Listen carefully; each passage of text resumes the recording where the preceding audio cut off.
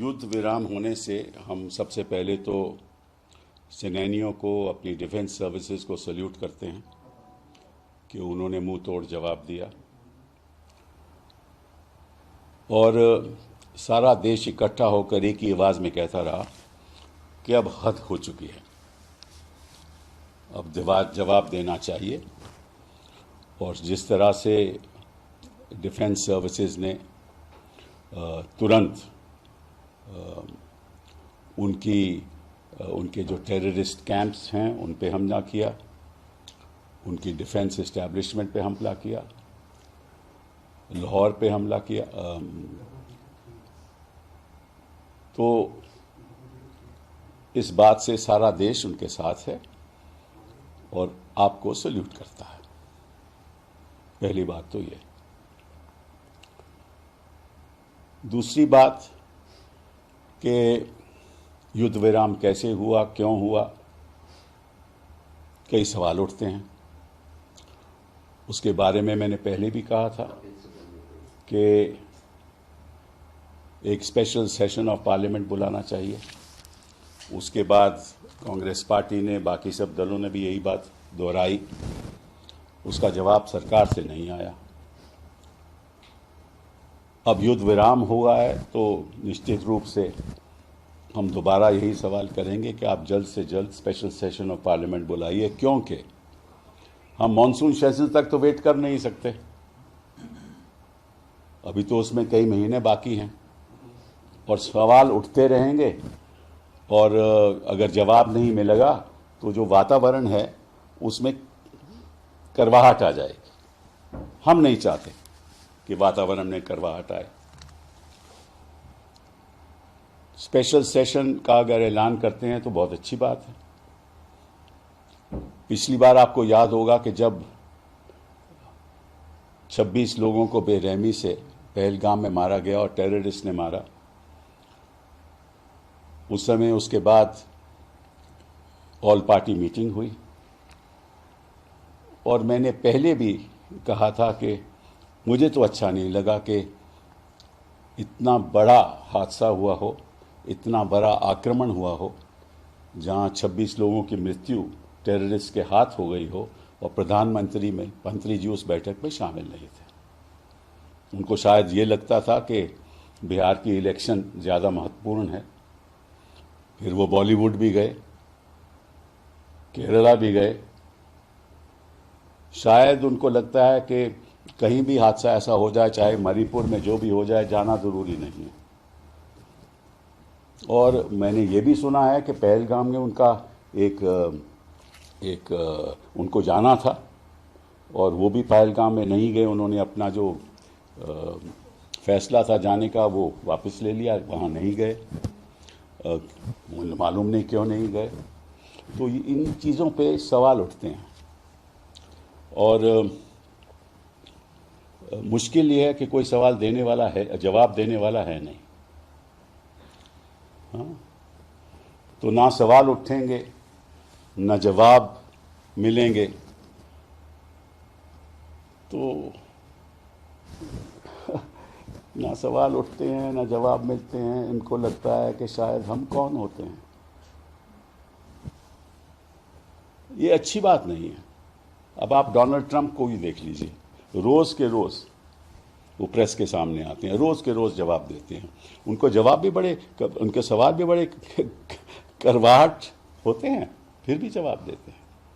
यहाँ तो मुद्दत भी गए 10 साल से ज़्यादा हो गए, कोई सवाल पूछने वाला ही नहीं है, क्योंकि जवाब देने वाला ही कोई नहीं है। दूसरी बात, ये जो मैं देख रहा हूं कि यूएस प्रेसिडेंट ने, डोनाल्ड ट्रंप साहब ने ये कहा है, and I quote, I am very proud of the strong and unwavering powerful leadership of India and Pakistan.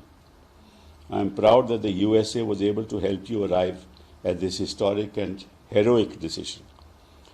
While not even discussed, I am going to increase trade substantially with both of these great nations. Additionally, I will work with you both to see if after 1,000 years a solution can be arrived at concerning Kashmir.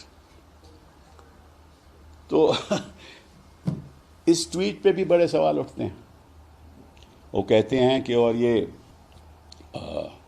उनके जो secretary of state हैं Rubio साहब, उन्होंने कहा कि भाई पिछले 48 घंटों में बातचीत होती रही। डोनाल्ड ट्रंप ने भी यही कहा है और वाइस प्रेसिडेंट पेंस ने भी उसको दोहराया है। तो हुआ क्या, कैसे हुआ, क्यों हुआ, क्या बातचीत हुई, इसके बारे में तो कोई चर्चा है नहीं, हमें मालूम नहीं। ये भी कहते हैं कि थर्ड पार्टी में एक न्यूट्रल जगह पे एनएसएज मिलेंगे, उनका एनएसए और हमारे एनएसए साहब वहाँ मिलेंगे, दोवल साहब। और उधर जो वैंग यी हैं, जो चाइना के फॉरेन मिनिस्टर हैं, उन्होंने भी बात की हिंदुस्तान से कि यहाँ मतलब कि जो, क्योंकि सिचुएशन है नहीं है ना कि दोनों ही एक न्यूक्लियर देश हैं, तो कोई अंतर्राष्ट्रीय स्तर पर नहीं चाहता कि कोई युद्ध ऐसा हो। मुझे याद है इनफैक्ट 2022 में जब प्रधानमंत्री जी पुतिन साहब को मिले, उन्होंने कहा कि इस युद्ध के दौर में कोई जंग नहीं हो सकता। तो ये तो प्रधानमंत्री भी जानते थे कि युद्ध में दौर में कोई जंग नहीं हो सकता। तो फिर उस पर भी सवाल उठेंगे। तो हम आज कोई आलोचना नहीं करेंगे क्योंकि ये वक्त आलोचना का नहीं है। हम इतना ही कहेंगे कि आप स्पेशल सेशन बुलाइए, हम इतना ही कहेंगे कि स्पेशल एक ऑल पार्टी मीटिंग बुलाइए। और मैं राजनीतिक दलों से मैं सलाह तो दे नहीं सकता, बट इतना कहना चाहता हूं कि जब तक सरकार ये आश्वासन नहीं दे कि प्रधानमंत्री जी उस ऑल पार्टी मीटिंग में शामिल नहीं होंगे, तब तक आपको उस मीटिंग में हिस्सा नहीं लेना चाहिए। क्योंकि ये प्रधानमंत्री जी, इतना बड़ा जुल्म हुआ है, हमारे मासूम लोग मारे गए, और प्रधानमंत्री जी उस बैठक में पहले नहीं बैठे और अब भी नहीं बैठेंगे, तो लगता है कि उनको जवाब देने की कोई ज़रूरत ही नहीं है। मैं आश्वासन इतने कॉन्फिडेंस से कह सकता हूं कि अगर डॉक्टर मनमोहन सिंह जी इस समय प्रधानमंत्री होते तो वो हर जगह में, हर ऑल पार्टी मीटिंग में भी होते, स्पेशल सेशन भी बुलाया जाता, सबके साथ बातचीत होती। तो इन्हीं शब्दों के साथ मैं आपका धन्यवाद करना चाहता हूं और दोबारा अपनी डिफेंस सर्विसेज को सल्यूट करना चाहता हूं।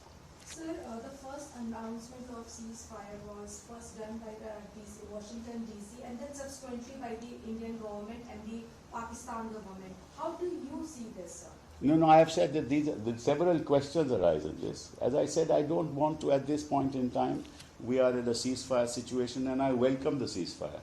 Because ultimately, you know what happens. In any war, who is killed? Not the big and the powerful people, not the rich and the mighty, but the ordinary citizens, the soldier, the civilians, who have nothing to do with this. They are killed across on both sides. So war is never a solution to anything. Is never a solution to anything. But at this point in time, I don't want to comment on that for the simple reason that if I start commenting on it, people will say that, look, I'm playing politics. I'm not playing politics. I just want answers to be given. And the person who must give those answers is the Prime Minister of India. And a special session be called because this is an event which has in fact resulted in an emotive response throughout the country to stand with the government and to back the government in every action that they take. So if we stand by them, they must also respond by saying that, yes, we will let you know this is what happened. So I want those answers to be given. Sir, Chidambaram साहब ने अभी प्रशंसा की है PM की और कहा है कि उरी पुलवामा और इस तरह के जो अटैक हुए उसके बड़ी सावधानी से बहुत सुलझा हुआ इन्होंने एक्शन लिया है। कौन से? मैंने तो उनका आज लेख पढ़ा है, उसमें तो ऐसी कोई बात नहीं। उन्होंने तो ये कहा है कि हमास में, वहाँ इजराइल जो हमास का कॉन्फ्लिक्ट हो रहा है, वहाँ 50,000 लोग मारे गए। और उन्होंने ये भी कहा है कि यहाँ जो रशिया का कॉन्फ्लिक्ट हो रहा है, वहाँ 13,000 लोग मारे गए। और उन्होंने कहा कि war is not a solution, ये भी उन्होंने अपने उसमें कहा है। लेकिन एज आई सेड कि सभी, चाहे वो चिदम्बरम साहब हो, चाहे मैं हूँ, सभी राजनीतिक दल हैं, हम सरकार के साथ हैं और जवाब देना चाहिए और जवाब दिया गया। इसीलिए तो मैं सल्यूट कर रहा हूँ डिफेंस सर्विसेज को। बात डिफेंस जवाब की नहीं है, बात की राजनीति में क्या हुआ, इन लोगों ने ट्वीट क्यों किया, कैसे किया, कब किया, किस लिए किया, क्या सही है, क्या गलत है, क्या न्यूट्रल पार्टी पे मिलेंगे, नहीं मिलेंगे, इन चीज़ों का हम जवाब चाहते हैं, इसलिए हम टिप्पणी नहीं कोई कर रहे।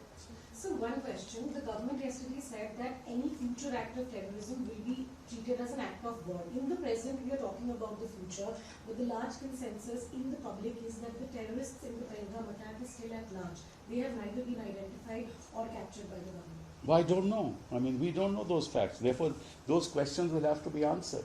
Now, I don't want to criticize the government at this point in time because I don't know the facts myself. Unless I know the facts, how do I criticize them? And I don't want to criticize them. I'm on the government side because this terror attack must be met with the strongest possible response, which the defense services have given, and used very high quality responses through loitering mechanisms and other things, and through scalp and other sort of technologies that they have.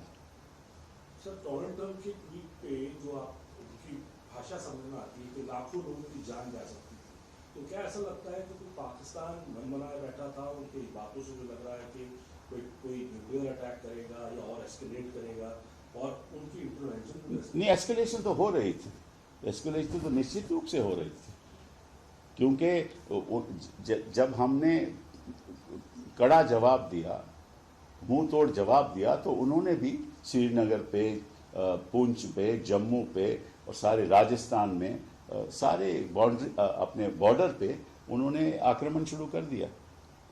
तो देखिए, ऐसा है ना कि जब अब तक जो अच्छी बात ये हुई कि अब तक एयरफोर्स, जो हमारा कोई भी फाइटर प्लेन है, वो लाइन ऑफ कंट्रोल से आगे नहीं आया, तो ये तो लाइन ऑफ कंट्रोल से पीछे सब युद्ध हो रहा था।